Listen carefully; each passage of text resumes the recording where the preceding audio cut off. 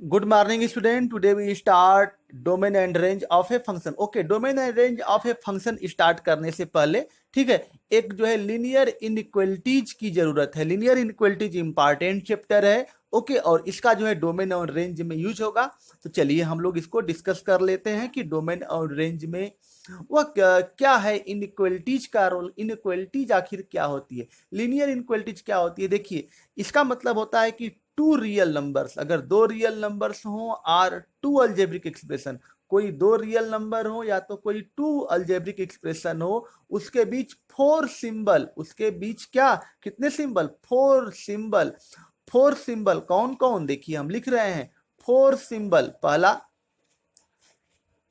पहला सिंबल यहां पर है यह वाला हो, ठीक है, पहला सिंबल यह वाला हो, और दूसरा सिंबल, पहला सिंबल यह हो, ठीक है, तो इसको हम लोग बोलते हैं ग्रेटर देन, और दूसरा सिंबल लेस देन, दूसरा सिंबल लेस देन, और तीसरा सिंबल है, तीसरा जो सिंबल है उसको हम बोलते हैं इस तरह से, यानी कि greater than or equal to, और फोर्थ सिंबल है less than or equal to. यानी कि अगर दो रियल नंबर के बीच में, दो रियल नंबर के बीच में आर कोई टू अल्जेब्रिक एक्सप्रेशन के बीच में ये चार सिंबल लगे हों, चार सिंबल लगे हों, और जो है अगर अल्जेब्रिक एक्सप्रेशन है तो उसका पावर क्या हो, वन हो, ठीक है, उसका पावर, उसकी डिग्री क्या हो, वन हो। तो ये फोर सिंबल यानी कि greater than, less than, greater than or equal to, less than or equal to, a four symbol, इसका नाम क्या है, देखिए इसको पढ़ते हैं हम लोग ग्रेटर देन, इसको हम लोग पढ़ते हैं ग्रेटर देन, और इसको हम लोग पढ़ते हैं greater than or equal to, greater than or equal to. इस वाले को हम लोग पढ़ते हैं लेस देन, इस वाले को हम लोग क्या पढ़ते हैं, लेस देन, और इस वाले को हम लोग क्या पढ़ते हैं, less than or equal to. A four symbol, ये फोर सिंबल क्या कहलाते हैं, इनइक्वलिटीज कहलाते हैं। अगर दो नंबर के बीच में, अगर इफ एनी टू नंबर के बीच में, or any two algebraic expression के बीच में अगर ए सिंबल अगर लगे हो तो इसको हम लोग इनइक्वलिटीज बोला जाता है। अगर अल्जेब्रिक एक्सप्रेशन में पावर वन हो तो उसको क्या बोलते हैं, लीनियर इनइक्वलिटीज बोला जाता है। ओके, तो यह जो है चैप्टर जो है 6 में है, तो थोड़ा सा यूज होगा डोमेन और रेंज निकालने के लिए, तो इसलिए हम इसको थोड़ा जो है क्या कर दे रहे हैं, बता दे रहे हैं। चलिए देखिए इसका जो है डिफिनीशन क्या होता है। डिफिनीशन इनइक्वलिटीज का डिफिनेशन क्या है, two real numbers or two algebraic expression, अगर दो रियल नंबर हो आर टू अल्जेब्रिक एक्सप्रेशन हो, और रिलेटेड विथ, उनके बीच का जो रिलेशन दिया गया हो, रिलेटेड बाय द सिंबल, उनके बीच का जो रिलेशन में चार सिंबल का यूज हुआ हो, फोर सिंबल का यूज हुआ हो, less than, greater than, or less than, or equal to, or greater than or equal to, form an equality is called inequality. Okay, उसको हम लोग क्या बोलते हैं, इनइक्वलिटीज बोलते हैं। यानी कि टू रियल नंबर्स हो या टू अल्जेब्रिक एक्सप्रेशन हो, और उनके बीच जो रिलेशन हो वो फोर जो है सिंबल के द्वारा दिया गया हो, तो उसको हम लोग बोलते हैं इनइक्वलिटीज बोला जाता है। ओके, तो यहां तक की बात जो है क्लियर हो गया होगा। ठीक है, अब आगे चलते हैं, इनइक्वलिटीज की प्रॉपर्टी क्या क्या होती है। ठीक है, इनइक्वलिटीज की प्रॉपर्टी क्या होती है, ये प्रॉपर्टी जो है यूज होगी। ठीक है, तो प्रॉपर्टी देखते हैं।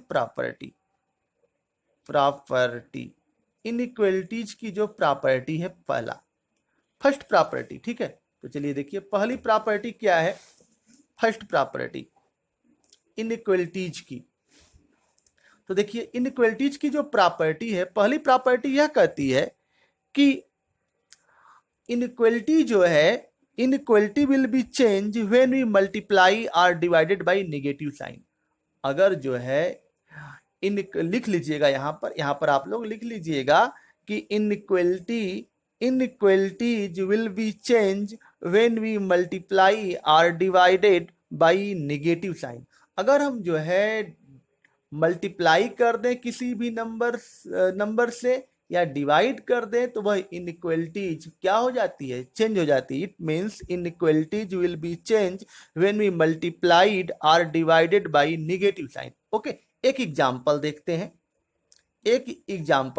देखिए अगर हम लोग जो है इस तरह से लिखें कि 40, इस तरह से लिख दें 40 है, और और 40 है ग्रेटर देन 40, तो 40 ए है एग्जाम्पल पहला।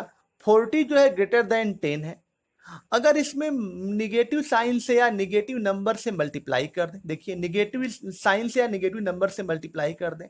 अगर मान लीजिए कि निगेटिव से मल्टीप्लाई करते हैं तो -40 और -40 और ये हो जाएगा कितना -10 हो जाएगा।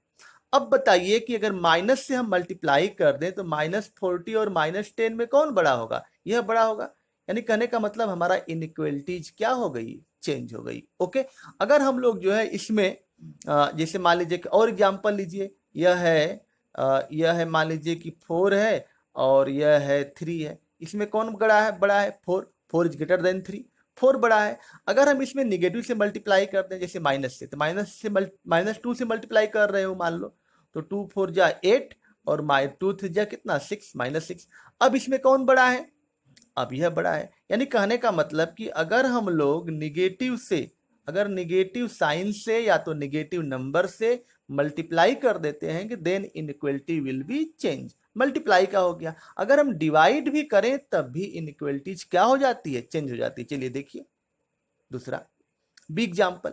अगर हम मान लीजिए कि यह है 40 और ग्रेटर देन 10, अगर हम डिवाइड कर दें, मान लीजिए कि हम निगेटिव से डिवाइड कर रहे हैं, मान लीजिए कि निगेटिव से डिवाइड कर दें, तो निगेटिव से डिवाइड करेंगे तो ये कितना हो जाएगा? मान लीजिए कि -2 से डिवाइड कर दें, -2 से डिवाइड कर दें तो divided by -2, divided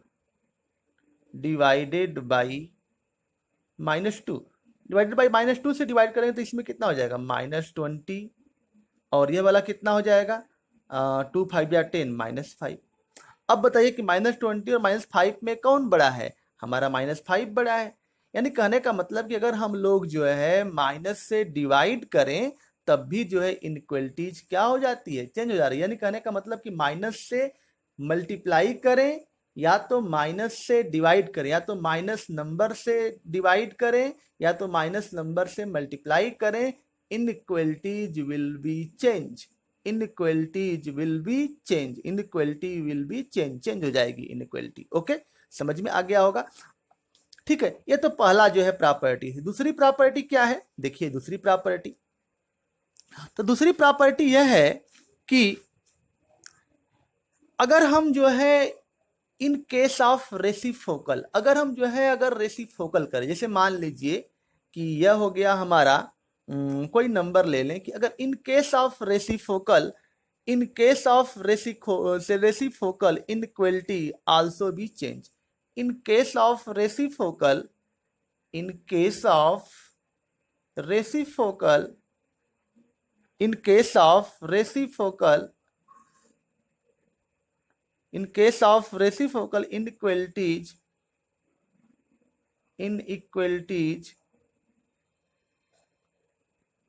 inequality also will be change, also will be change।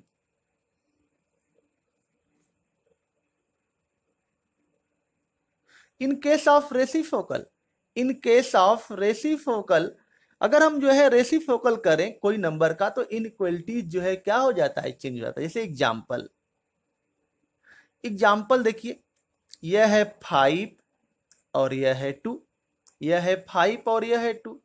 5 जो है क्या है? बड़ा है 2 से। तो दिस इंप्लाइज दैट अगर हम इसका रेसिप्रोकल करें तो यह हो जाएगा 1/5 और यह हो जाएगा 1/2। अगर 1/5 और 1/2 तो इसमें कौन बड़ा हो जाएगा? यह हो जाएगा। यानी कहने का मतलब है कि अगर हम कोई भी दो रियल नंबर दिए गए हो, उसमें जो है 5 जो है 2 से बड़ा है, 5 जो है 2 से बड़ा है, अगर हम इसको रेसिप्रोकल कर दें तो इनइक्वलिटी जो है क्या हो जाती है? चेंज हो जाती है। ओके, तो यह हो गई बातें। आगे चलते हैं। अब पहले जो है हम लोग डोमेन निकालना सीखेंगे। ठीक है, तो how to find domain, domain निकालने के क्या तरीके हैं? तो स्टेप्स फॉर डोमेन, डोमेन्स के लिए जो है निम्न स्टेप्स फॉलो करने हैं। Steps for domain. ओके, चलिए देखिए स्टेप्स फॉर, सम स्टेप्स हैं कि जो डोमेन फाइंड करने के लिए फॉलो करने हैं। स्टेप्स फॉर डोमेन,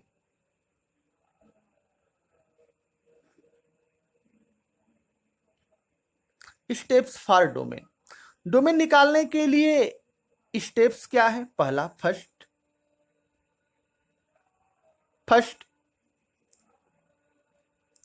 डोमेन के लिए जो है, अगर डोमेन के लिए निकालना हो तो देखिए, कोई भी अगर फ्रैक्शन दिया गया हो, अगर कोई भी फ्रैक्शन दिया गया हो और उसका जो डिनोमिनेटर है, कोई भी फ्रैक्शन दिया गया हो तो उसका जो डिनोमिनेटर है वह कभी भी जीरो नहीं होना चाहिए। यानी कहने का मतलब है कि अगर कोई भी फ्रैक्शन, यानी कि कोई इस तरह से दिया गया हो कि in any fraction in any rational number भी कर सकते हैं, इन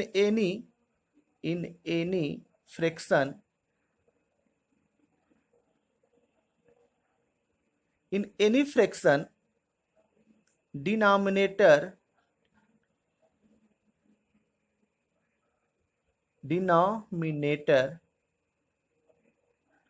never equal to zero. In any fraction denominator not equal to zero. In any fraction, ये फ्रैक्शन जो है कैसा हो? फंक्शन वाला हो, ठीक है। फ्रैक्शन कैसा हो? फंक्शन वाला हो। तो denominator never equal to zero, जो डिनोमिनेटर है यह कभी भी जो है जीरो नहीं होना चाहिए। अगर जीरो होगा तो वह क्या हो जाएगा? नॉट डिफाइंड होगा। वह जीरो होगा तो क्या होगा? नॉट डिफाइंड होगा। इसका एग्जाम्पल कहने का मतलब, इसका कहने का मतलब क्या है कि जैसे अगर हम 1/x लिख रहे हैं, क्या लिख रहे हैं? 1/x लिख रहे हैं, तो यहां पर जो x होगा कभी भी जीरो नहीं होगा, ठीक है। या 1/ अगर x लिख रहे हैं तो x जो है कभी भी जीरो नहीं होगा, तब तो यह जो है इसका डोमेन डिफाइंड होगा।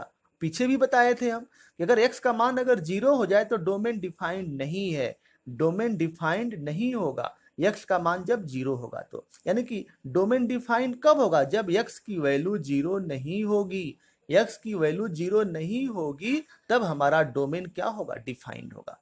ओके, डोमेन हमारा डिफाइन कब होगा? जब x की वैल्यू जीरो के बराबर न हो, ठीक है। जीरो के बराबर न हो तब जो है हमारा जो डोमेन है डिफाइंड होगा, डोमेन निकाल सकते हैं। ओके, चलते हैं दूसरी पॉइंट। सेकेंड पॉइंट, ये सब जो है याद करिएगा। For square root, for square root, square root, अगर हम स्क्वायर रूट की बात करें, अगर मान लीजिए कि कोई फंक्शन दिया गया हो f(x) इक्वल टू √x, ऐसे दिया गया हो, तो स्क्वायर रूट में कभी भी निगेटिव नहीं आना चाहिए। स्क्वायर रूट में कभी भी, स्क्वायर रूट में कभी भी निगेटिव नहीं आना चाहिए। तो इस केस में x का मान जीरो होगा। तो इस केस में जो हमारा जो डोमेन होगा डिफाइन कब होगा? डोमेन जो है डिफाइन कब होगा? वेन जो x की वैल्यू होगी, जो इस x की वैल्यू होगी, x की जो वैल्यू होगी हमेशा, x की जो वैल्यू होगी हमेशा जीरो होगी या जीरो से बड़ा होगा। क्योंकि जो है निगेटिव के लिए तो डिफाइंड है नहीं, क्योंकि अगर जीरो से अगर कम होगा तो यहाँ पर माइनस, यानी कि √-1 -2 इस तरह से आ जाएगा। यानी कि यह जो है अगर स्क्वायर रूट हो तो x का मान जो है, इस x का मान हमेशा क्या होगा? जीरो होगा या तो जीरो से बड़ा होगा। ओके, यह सेकेंड बात जो है याद रखना है आप लोगों को डोमेन निकालते वक्त, ठीक है। तीसरा, थर्ड बात डोमेन निकालने का, तीसरा बात यह कह रहा है कि अगर जो है कोई फंक्शन ऐसा दे दिया जाए f(x) इक्वल टू 1/x, ऐसे दे दिया जाए, 1/√x ऐसे दे दिया जाए, इस तरह से, ठीक है। यहां पर 1/x था, यहां पर √x था और यहां पर 1/√x है, ऐसा दे दिया जाए। तो इस केस में देखिए, डिनोमिनेटर में तो जीरो नहीं होगा। यहाँ पर √x लिखे हैं कि यह तो ऊपर है, ऊपर न्यूमरेटर में तो चला जाएगा जीरो, ठीक है। लेकिन यहाँ पर जो डिनोमिनेटर में तो जीरो नहीं होना चाहिए। तो इसके लिए जो है हमारा डोमेन कब निकल सकता है? डोमेन कब डिफाइंड हो सकता है? जीरो के लिए तो डिफाइंड नहीं होगा, क्योंकि 1/0 करोगे तो इन्फिनिटी हो जाएगा। जैसे हम लोग रेशनल नंबर में पढ़े हैं कि डिनोमिनेटर कभी भी जीरो नहीं होना चाहिए। यहाँ पर 1/√x, x का मान हम जीरो नहीं रख सकते, ठीक है। यानी कि ये डिफाइन कब है? कि वेन, इस केस में हमारा जो डोमेन है तभी निकाल सकते हैं कि जब x का मान क्या हो, x का मान क्या हो, देखिए रूट है तो x का मान तो निगेटिव आएगा नहीं, जीरो से जो है बड़ा हो। इस केस में जो है x का मान जो है क्या हो, जीरो से बड़ा हो, लेकिन जीरो से बड़ा हो, लेकिन ठीक है यहां पर इक्वल नहीं होगा, इक्वल नहीं होगा। क्यों? अगर हम इक्वल करते हैं तो इक्वल करते हैं यहां पर, ठीक है x का मान जीरो से क्या होगा, ग्रेटर होगा। अगर हम यहां पर जीरो करते हैं, यहां पर अगर हम जीरो करते हैं तो यहां पर जीरो हो जाएगा। 1/0 का मतलब इन्फिनिटी, 1/∞ होगा, यानी कि फंक्शन डिफाइंड नहीं होगा हमारा, फंक्शन डिफाइंड हमारा नहीं होगा। यानी कहने का मतलब कि 1/√x है तो x का मान हमेशा क्या होगा, जीरो से बड़ा होगा। x का मान हमेशा क्या होगा, जीरो से बड़ा होगा। लेकिन जीरो से कम अगर रखेंगे तो 1/√-1 हो जाएगा, वो पॉसिबल नहीं है। यानी कि जो है स्टेप्स फॉर डोमेन, डोमेन निकालने के 3 तरीके हैं, ठीक है 3 स्टेप्स हैं जो हमको फॉलो करना है। कि अगर पहला हो कि in any fraction denominator not equal to zero, अगर कोई भी फ्रैक्शन हो, अगर फंक्शन दिया गया हो fx, मान लीजिए कि यहाँ पर यह fx है, fx इक्वल टू 1 अगर x दिया गया हो, तो इस केस में अगर ऐसा फंक्शन, यहाँ पर x का मान कुछ भी हो सकता है, 1/x+1, x+2, x+3 कुछ भी हो सकता है, 1/x+4। अगर हम यहाँ पर देखिए 1/x है तो x not equal to zero, अगर हम यहाँ पर लिखते हैं देखिए इस तरह से 1/2x+3 लिखते हैं, 1/2x+3 लिखते हैं, तो जो 2x+3 है नॉट इक्वल टू जीरो, यह अगर जीरो नहीं होगा तभी यह डोमेन, यह डोमेन के लिए क्या होगा, डिफाइंड होगा। 2x+3 ना, यानी कि डिनोमिनेटर में कुछ भी हो उसकी वैल्यू जो है नॉट इक्वल टू जीरो होनी चाहिए, तभी जो है हम डोमेन निकाल सकते हैं। अगर जीरो हो जाएगी तो हम डोमेन उसका नहीं निकालेंगे। ओके, तो जीरो के लिए यह फंक्शन जो है डिफाइंड नहीं होगा, यानी कि कुछ भी लिखें, देखिए यहाँ पर लिख दिए 1/2x² + 3x + 2, यानी कहने का मतलब कि 2x² + 3x + 2 not equal to zero होगा, तभी इसका हम लोग डोमेन निकाल सकते हैं, डोमेन डिफाइंड होगा। अगर यहाँ पर इसका वैल्यू जीरो है तो डोमेन जो है हम लोग नहीं निकाल सकते। ओके, चलिए देखिए, ये तो पहला हो गया। दूसरा for square root fx equal to √x है, तो वेन x का मान जो है जीरो होगा या तो जीरो से ज्यादा होगा, तो इसके लिए हमारा जो है यह फंक्शन डिफाइंड होगा जब रूट वाला हो। लेकिन यही डिनोमिनेटर में रूट आ जाए, देखिए यही हमारा जो है डिनोमिनेटर में रूट आ जाए, तो x का मान जो है जीरो वाला, यहाँ पर जीरो वाला नहीं होगा, क्योंकि 1/0 रखेंगे तो क्या आ जाएगा, इन्फिनिटी। तो वेन x का मान जो है क्या होगा, जीरो से ज्यादा होना चाहिए। ओके, तो इस तरह से हम लोग जो है डोमेन का स्टेप्स फॉर डोमेन हम लोग जो है 3 स्टेप्स है, 3 स्टेप्स को याद रखिएगा। ओके, कल हम लोग जो है डोमेन निकालना सीखेंगे, क्वेश्चन देखेंगे, ठीक है कल हम क्वेश्चन इस पर सॉल्व करेंगे। ओके, तो ठीक है, तो आज का वीडियो यहीं पर समाप्त करते हैं। अगर वीडियो अच्छा लगा हो तो like share and subscribe my YouTube channel. Okay, thank you.